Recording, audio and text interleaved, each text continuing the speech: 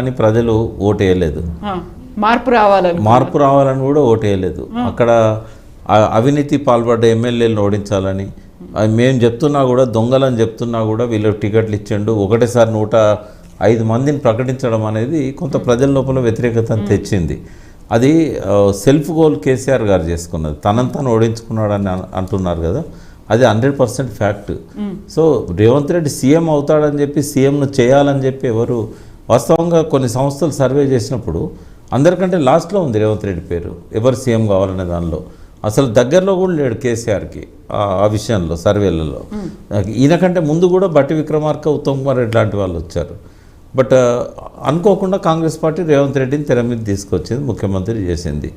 ప్రజలు ఆశించని వ్యక్తి వచ్చినప్పుడు తన పర్ఫార్మెన్స్ ఎట్లుండాలి?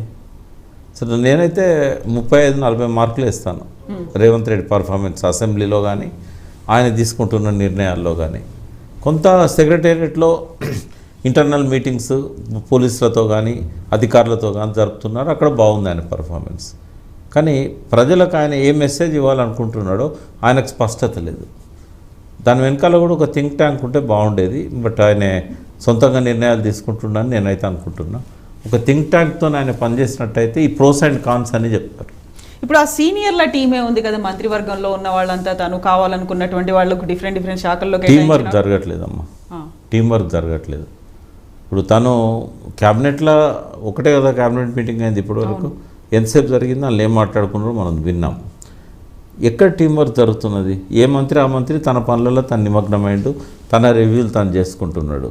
ఇప్పుడు ముఖ్యమంత్రితో వాళ్ళు కలిసి కూర్చొని ఒక అసెంబ్లీలో మన పర్ఫార్మెన్స్ ఎట్లుండాలి, అది బీఎస్సీ మీటింగ్లో టైం అనుకున్నారే తప్ప వీళ్ళ లెజిస్లేచర్ పార్టీ కూడా కూర్చొని, లేదా మంత్రుల వరకైనా కూర్చొని మనం పర్ఫార్మెన్స్ ఎట్లుండాలనే విషయంలో రహస్య సమావేశాలు కూడా ఏం జరగలేదు కదా. అంటే టీం వర్క్ జరగట్లేదు. ఆయన ఎంతసేపు మళ్ళీ కేసీఆర్ గారి పద్ధతిలో, వైఎస్ రాజశేఖర రెడ్డి గారి పద్ధతిలోనే పోతున్నాడు. రాజశేఖర రెడ్డి కూడా కాంగ్రెస్ ప్రభుత్వంలోనే ముఖ్యమంత్రి, కానీ ఆయనకి ఇండిపెండెన్స్ ఉండేది. ప్రతి విషయంలో ఆయన సోనియా గాంధీని అడగాల్సిన అవసరం లేకుండే. బట్ ఇక్కడ రేవంత్ రెడ్డి గారికి ఆ ఫ్రీడమ్ లేదు. లేనప్పుడు తన వెనకాల ఒక థింక్ ట్యాంక్ ఉండాలి. తను ముఖ్యమైన డిసిషన్ తీసుకునేటప్పుడు ఖచ్చితంగా ఒక స్ట్రాటజీ కూడా టీం వర్క్తో చేయాలి. ఇప్పుడు ఆయన పర్ఫార్మెన్స్ గురించి ఆయన మంత్రులే అసంతృప్తితో ఉన్నారు, మంత్రుల పర్ఫార్మెన్స్ మీద ఆయన అసంతృప్తిగా ఉన్నారు. 20 డేసే కదా, 20 డేస్లోనే ఆ బేరేజ్ వేసుకుంటున్నారా? ఇవ్వకూడదు కదా, అటువంటి మెసేజ్ ఇవ్వకూడదు కదా. ఫస్ట్ 20 డేస్లో అది అసెంబ్లీ జరిగింది 4 రోజులు 5 రోజులు అయినా కూడా అది చాలా ఇంపార్టెన్స్ కదా. ఫస్ట్ ఫెయిల్యూర్ ఏంటంటే గవర్నర్ రిపోర్ట్, గవర్నర్ గారి ప్రసంగమే అది వెరీ బ్యాడ్ సిగ్నల్. బానిసత్వం నుంచి ప్రజలు స్వేచ్ఛా స్వాతంత్రాల వైపు పోయినామని అనుకుంటారా? అనుకున్నారా? నిరంకుశం కాబట్టే ఓడించామని అనుకున్నారా? మరి హైదరాబాద్లో నిరంకుశం కనబడలేదా? ఇప్పుడు ఎడ్యుకేటెడ్ ఎలైట్ పీపుల్ ఉండేది హైదరాబాద్లో, మరి వీళ్ళందరూ మూర్ఖుల? వీళ్ళకి బానిస శృంఖలాలు నిజంగానే ఉంటే తెంచుకోవాలని ఎలైట్ పీపుల్కి ఉండదా? అంటే అంత పెద్ద వర్డ్స్ వాడాల్సిన అవసరం లేకుండే. నేను అందుకే అంటున్నాను 35-40 మార్కులు కూడా ఇచ్చే పరిస్థితి లేదు. ఎందుకంటే right from assembly session start అయినప్పటి నుంచి ఎండ్ అయ్యేదాకా కూడా performance up to the mark లేదు. అంటే పాస్ అయిపోయినట్టే కదా. పాస్ అయ్యిండు కానీ అనుకున్న రేంజ్లో లేదు అనేది అది. ఎందుకంటే ఏం చేసినా నడుస్తుంది అనుకునే రోజులు కాదమ్మా ఇది. అందరూ చాలా కీన్గా అబ్జర్వ్ చేస్తారు. కాబట్టి ఆయన పర్ఫార్మెన్స్, గవర్నర్ రిపోర్టు అవసరం లేదు. గవర్నర్ నివేదికలో మై గవర్నమెంట్ అన్నప్పుడు జరిగిన మంచిని కూడా చెప్పాలి కదా. కొంచెం ఊరికే అన్ని నెగటివ్సే చెప్తే ఎట్లా? బట్ అది క్యాబినెట్ రాసిచ్చిందే కదా చదివేది. అందుకే వీళ్ళు అట్లా రాసియద్దు కదా. వీళ్ళు ఓన్లీ ప్రభుత్వం అయితే అదే కదా.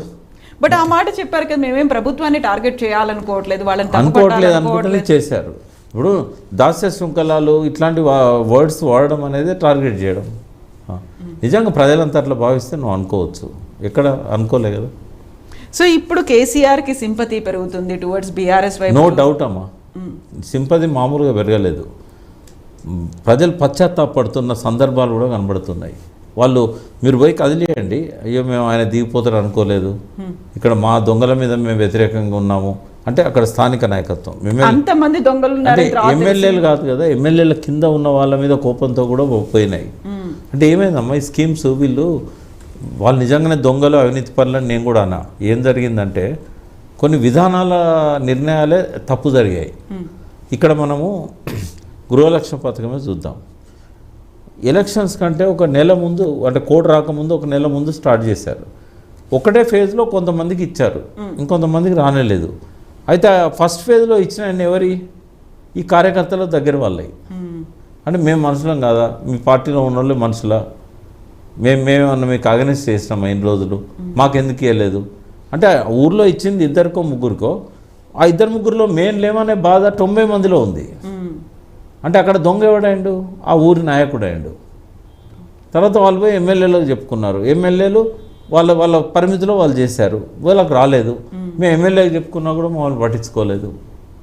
అంటే మేజర్ డ్రాబ్యాక్ ఎక్కడ వచ్చింది ప్రజలకు వీళ్ళకు మధ్యలో అంటే, ఏ పథకమైనా ఒక టర్మ్ లోపల ఇంప్లిమెంట్ కావాలి, అంటే అందరికీ వర్తించేది.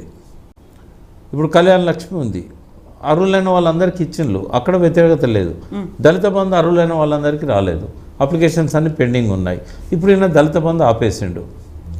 రెండోది ఏమైంది, గృహలక్ష్మి ఆపేశాడు, బీసీ బంధు ఆపేశాడు, డబుల్ బెడ్రూమ్ ఇళ్ళు. అయితే కేసీఆరే చెప్పాడు, మీరు కనుక ఈ అభ్యర్థిని గెలిపించకపోతే ఇవన్నీ ఆగిపోతాయి. మీ దళిత బంధు కావాలంటే నన్ను గెలిపించాలి, బీసీ బంధు కావాలంటే నన్ను గెలిపించాలి. అంటే మీకు ఇవన్నీ మీ కార్యకర్తలకే ఇచ్చుకుంటాను కదా, మాకు రావట్లేదు కదా. ఈ 3 పథకాలు కూడా లాస్ట్లో ఇంప్లిమెంట్ చేయడం అనేది అది ఒక పెద్ద మైనస్ పాయింట్ బీఆర్ఎస్కి. ఇప్పుడున్న ప్రభుత్వాలు కూడా గుర్తించాలి, ఏ పథకమైనా మీరు ఇవ్వదలుచుకుంటే అందరికి ఇవ్వదలుచుకుంటేనే స్టార్ట్ చేయండి. కనీసం 5 ఏళ్లలో అందరికి ఇవ్వదలుచుకుంటే ఫస్ట్ ఇయర్ స్టార్ట్ చేయండి, ఫేజ్ వైజ్ ఇవ్వదలుచుకుంటే ఫస్ట్ ఇయర్ స్టార్ట్ చేయండి. ఎలక్షన్ల కోడ్ వచ్చే నాటికి లాస్ట్ పర్సన్ కూడా అది ఇంప్లిమెంట్ కావాలి. ఇది కేసీఆర్ గారి ప్రభుత్వం చేసిన పెద్ద తప్పు. ఇప్పుడు థింక్ ట్యాంక్ అనేది రేవంత్ సర్కార్కి లేకపోవచ్చు, బట్ కేసీఆర్కి ఉంది కదా. ఒక పొలిటికల్గా ఉన్నటువంటి అడ్వైజర్లు ఉన్నారు, గవర్నమెంట్ పరంగా ఉన్నటువంటి అడ్వైజర్లు ఉన్నారు, ఆ తర్వాత మొత్తం ఎక్స్పీరియన్స్ అంతా కేసీఆర్కి ఉంది కదా ఆ టైంలో. మరి ఇప్పుడు ఒక విషయాన్ని ప్రజల మధ్య ఉండేవాళ్ళు ఒక కోణంలో నుంచి ఆలోచిస్తారు, అధికారంలో ఉన్న వాళ్ళు ఒక కోణంలో ఆలోచిస్తారు, అధికారులు ఇంకో కోణంలో ఆలోచిస్తారు. నువ్వు ఎవరిని థింక్ ట్యాంక్గా పెట్టుకుంటావు?